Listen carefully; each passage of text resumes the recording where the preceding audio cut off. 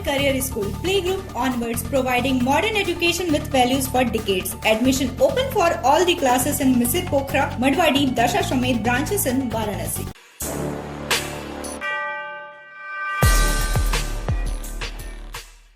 Corona virus संक्रमण को लेकर 2 दिन पहले जो बैठक की गई थी उसमें विस्तृत रूप से गाइडलाइन बताई गई थी। अवेयरनेस के लिए क्या किया जाना है, विभिन्न प्रकार के संगठन भी उसमें शरीक हुए थे। उन सबको डिटेल में बताया गया था कि कब कब आपको क्या क्या एक्टिविटी करनी है, जो सैनिटाइजेशन के मेजर्स यूज़ करने हैं, जो प्रतिबंध के मेजर यूज़ करने हैं और जो अवेयरनेस के करने हैं, उनको डिटेल में बताया गया था। इसके बाद कल एक विस्तृत निषेधाज्ञा भी जारी की गई है शहर में। जो महामारी अधिनियम है उसके अंतर्गत जो नोटिफिकेशन उत्तर प्रदेश सरकार ने जारी किया गया है, उसी के अंतर्गत काफ़ी निर्देश कल विस्तृत रूप से जारी किए गए हैं।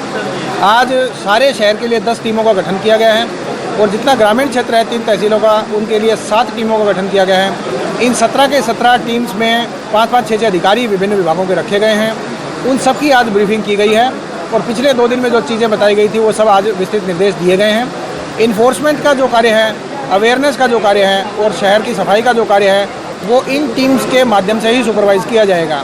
तो इनको आज ये सारी चीज़ें समझा दी गई हैं। इनको जो डेली रिपोर्टिंग करनी है 28 बिंदुओं के प्रारूप पे, वो प्रारूप अवेलेबल करवा दिया गया है। ये सारी चीज़ें फील्ड में इम्प्लीमेंट हो रही हैं कि नहीं हो रही हैं, अब ये सारी टीमें जाके देखेंगी। जो भी प्रतिष्ठान, जो भी होटल, मॉल या रेस्टोरेंट या दुकानें या व्यापारिक प्रतिष्ठान या जिन भी प्रकार के लोगों पर निर्देश जारी किए गए हैं वो इनकी पालन नहीं कर रहे होंगे तो आज ही से उनकी कार्रवाई भी होनी शुरू होगी। जिन प्रतिष्ठानों को बंद रखने के आदेश दिए गए हैं, जैसे स्कूल कॉलेज हैं, कोचिंग हैं, स्विमिंग पूल हैं, सिनेमा हॉल हैं, वो अगर खुले पाए जाते हैं तो इन्हीं टीम के माध्यम से उनकी FIR दर्ज करवा के उनकी भी कार्रवाई कराई जाएगी। तो इन्फोर्समेंट की टीमें अब फील्ड में उतार दी गई हैं, इन्हीं के माध्यम से पूरे शहर में इन्फोर्समेंट करवाई जाएगी। ये सारे अवेयरनेस का भी काम करेंगे, व्यापारी संगठनों के साथ, रेजिडेंट वेलफेयर एसोसिएशन के साथ बैठकें भी करेंगे, उनको अवेयर भी करेंगे। लाउड एलर के माध्यम से और जो प्रचार वाहन हैं उनके माध्यम से भी अनाउंसमेंट करवाएंगे, पर्चे भी वितरित करवाएंगे और लोगों को समझाएंगे कि अपने घरों में ही रहें, बाहर ना आएँ, खुले में वही लोग आएँ जिनकी बहुत अत्यंत आवश्यकता है, अन्यथा लोग अपने घर में लेके ही स्वास्थ्य लाभ लें। तो सारी चीज़ें करने के लिए इन टीमों को फील्ड में उतारा गया, उन्हीं की आज ब्रीफिंग की गई है। सर, शादी को लेकर के एक बड़ा वो है लोगों में कि शादी जिनके हैं उनको लेकर के उस पर क्या करेंगे और गंगा आरती को लेकर क्या निर्णय लिया है? शादियों को और धार्मिक अनुष्ठान या धार्मिक जो कार्य है, जो पारंपरिक रूप से अपने अपने पर्व के दिन होते हैं, उनको इस निषेधाज्ञा से अलग रखा गया है। इसका विशेष वर्णन निषेधाज्ञा में भी किया गया है। जो शादियां लोगों को हो रही है, जिनके घरों में है और जिनके भी धार्मिक आयोजन के ऑर्गेनाइजर्स हैं, उनको केवल एक एडवाइजरी जारी की गई है भारत सरकार के द्वारा, यूपी गवर्नमेंट के द्वारा और जिला प्रशासन के द्वारा कि जिन लोगों को प्रतिभाग करना है उनकी संख्या कम से कम रखें। कोशिश करें कि उनमें बहुत ज़्यादा लोग ना आएँ, बहुत अत्यंत आवश्यक लोग हैं केवल उन्हीं को बुलाया जाए। ये उन्हीं के लोगों की बेहतरी के लिए, उन्हीं लोगों की सेफ्टी के लिए है कि शादी में संक्रमण अगर फैला तो सभी लोगों को फिर ढूंढना पड़ेगा, उन सब लोगों को क्वारंटाइन करना पड़ेगा और ज़्यादा लोगों को हमको ढूंढना पड़ेगा तो सबको ज़्यादा समस्याएं आएंगी। इसलिए कम से कम लोगों को प्रतिभाग करवाएं ताकि कभी भविष्य में खुदा न खास्ता अगर वहाँ संक्रमण फैला तो उन सब लोगों को ट्रेस करना आसान हो। इसी तरह जो सोशल डिस्टेंसिंग की एडवाइजरी पूरी दुनिया में जारी की गई है, उसके लिए भी व्यक्ति का दायित्व है कि बहुत अत्यंत आवश्यक है तभी शादी या धार्मिक आयोजन में जाए या रिलीजियस जगह पे या दर्शन करने या मंदिरों मस्जिदों में या रिलीजियस प्लेसेस पे जाए, अन्यथा उसको अवॉइड करें। गंगा आरती जो है उसको बंद कर दिया गया है। पब्लिक के पार्टिसिपेशन के लिए ये आरतियाँ बंद रहेंगी। ये केवल परंपरा का निर्वहन करने के लिए सूक्ष्म तौर से जिसको करनी है वो करे, लेकिन पब्लिक इसमें कोई पार्टिसिपेट नहीं करेगी, ना तो घाट पे कोई करेगा ना कहीं और अन्यथा करेगा। बहुत अत्यंत आवश्यक होंगे वहीं पे लोग जाएंगे, अन्यथा सूक्ष्म रूप से ऑर्गेनाइजर इसको आने वाले 15 दिन से तक अपने स्तर पे ही ऑर्गेनाइज करें, इसमें भीड़ भाड़ को शामिल न करवाएं। बहुत जगह सीवर का पानी ऊपर बह रहा है, गलियों में बह रहा है, सड़कों बह रहा है, उसके लिए क्या व्यवस्थाएं की गई? गंदगी एक बड़ा कारण है। गंदगी एक बड़ा कारण जरूर है, लेकिन जो शहर की संसाधन है उसके अंतर्गत काम करवाया जा रहा है। एक दिन में ही स्थिति नहीं बदल जाती है। इन सभी टीम्स को जितने भी जल संस्थान के लोग हैं, जितने गंगा प्रदूषण के लोग हैं, वो भी टीम में उपलब्ध करवाए गए हैं ताकि इनके क्षेत्र में जहाँ भी ऐसी समस्या हो, जहाँ सीवर जमा है, सीवर की लीकेज है, वो टीम तुरंत अपने ऑफिस से संपर्क करके कर्मचारियों को, संसाधनों को बुला दे। आने वाले 1-2 दिन के अंदर अंदर वो सारी लीकेज और सारे सीवरेज अच्छे ठीक हो जाएं।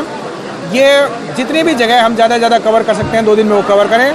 और इसके अलावा कहीं बड़ी समस्या है या बड़ा पैसा खर्च होना है तो 3-4 दिन की कार्य योजना बना लें लेकिन कोशिश पूरी रहेगी कि इस हफ्ते के एंड तक ये सारी समस्याएं दूर करवा ली जाएं। Scholars Valley, a home of education. Playgroup to class 8. Call 9235442970. Near Ukar Hospital, Sundarpur, Varanasi. Education partner with Tata Class 8. आदेश है क्योंकि विदेशी अभी वाराणसी में घूमते नजर आ रहे हैं, घाटों से लेके सारी जगह।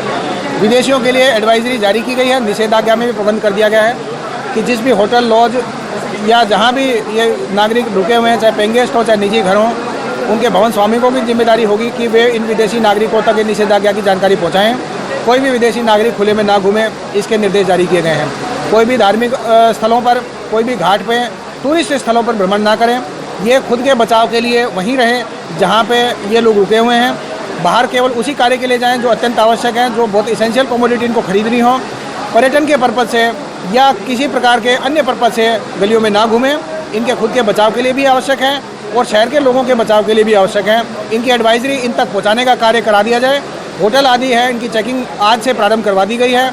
इनमें विदेशी नागरिक होंगे, इनकी अलग से काउंसलिंग भी करवाई जाएगी और विस्तृत निर्देश इनको दिए जा रहे हैं, या तो अपने होटल लॉज में ही रहें या फिर इनका समय पूरा हो गया है यहाँ बनारस में तो फिर अपने देश को लौट जाएं। सर, महत्वपूर्ण दिशा निर्देश के क्रम में आपका महत्वपूर्ण दिशा निर्देश न मानने वाले जो अफसर हैं, रुचि नहीं ले रहे हैं, उन अफसरों के खिलाफ किस तरह की कार्रवाई? सभी अधिकारी रुचि ले रहे हैं और टीम बना के कार्य कर रहे हैं। कोई ऐसे अधिकारी की जानकारी सामने नहीं आई है जो रुचि नहीं ले रहा हो। सबको मोटिवेट करा के इनकरेज कराने का समय है। किसी भी प्रकार से किसी को डिमोरलाइज करके या कमियां फाइंड आउट करने का समय नहीं है। सबको टीम बना के कार्य करना चाहिए और इसीलिए 5-4 अधिकारी हर टीम में दिए गए हैं कि सभी लोग एक दूसरे को मोटिवेट करके अपनी सामूहिक जिम्मेदारी समझते हुए अपने अपने थाना क्षेत्र की जिम्मेदारी लें और पब्लिक प्रोटेक्शन के लिए काम करें। पब्लिक की भी जिम्मेदारी है कि क्रिटिसाइज करने के बजाय सबको इनकरेज करें, खुद की जिम्मेदारी भी समझें। जहाँ छोटी छोटी कमियां हैं उसको पॉजिटिव रूप में, कंस्ट्रक्टिव रूप में सामने लाएं ताकि उन चीज़ों को दूर कराया जा सके। शिकायती लहजे में या डिमोरलाइज होकर किसी चीज़ को ना उठाएं। खुद भी अब श्रमदान करने का समय है। थोड़ा सा खुद भी अपने मोहल्ले के लिए, अपनी गलियों के लिए कार्य करें और जितने संस्थाएं हम उनसे भी अपील करवा रहे हैं बैठकों के माध्यम से कि वे भी 1-1 घंटे श्रमदान करके अपनी गलियों को साफ़ सफाई करने के लिए, अपने घरों को साफ़ सफाई करने के लिए, जो डोर टू डोर कलेक्शन हो रहा है उनके सहायता के लिए सारे लोग काम करें और पूरे शहर को एक एकजुटता का परिचय देने की आवश्यकता है।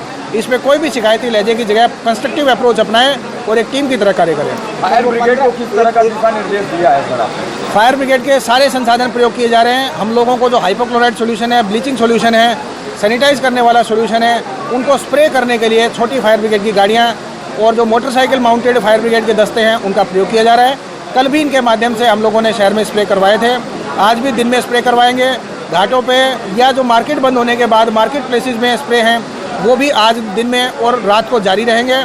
ये जितनी 10 टीम है शहर की, इन सबको 1-1, 2-2 फायर ब्रिगेड की गाड़ियाँ भी उपलब्ध करवाई जा रही हैं ताकि ये अपने मार्गदर्शन में जहाँ जहाँ आवश्यक हो अपना स्प्रे करवाते रहें और पूरे शहर को डिसइंफेक्शन करवाने के लिए कार्य करवाते रहें। जी, आप निषेधाज्ञा देखेंगे तो उसमें बिल्कुल स्पष्ट लिखा है कि 15 अप्रैल तक जो विदेशी आए हुए हैं वो अपने होटल लॉज में ही रहें। अत्यंत आवश्यक कार्य हो, जो कुछ खरीदारी बहुत अत्यंत आवश्यक हो, उसके लिए ही बाहर निकलें।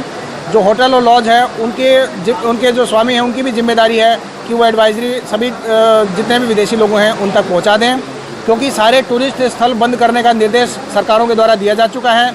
तो निश्चित रूप से जब टूरिस्ट स्थल बंद हैं तो उनका शहरों में घूमने का कोई औचित्य भी नहीं है।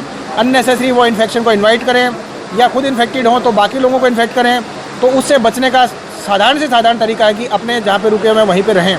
15 अप्रैल तक ये बाध्यता उनके ऊपर लागू की गई है। सार्थक सर्जिकल सेंटर, जहां अत्याधुनिक लिथोट्रिप्सी मशीन द्वारा गुर्दे की पथरी का बिना ऑपरेशन के सफल इलाज। एक ही छत के नीचे सारी सुविधाओं के साथ एक संपूर्ण हॉस्पिटल। एकता चौराहा, पहाड़िया, वाराणसी।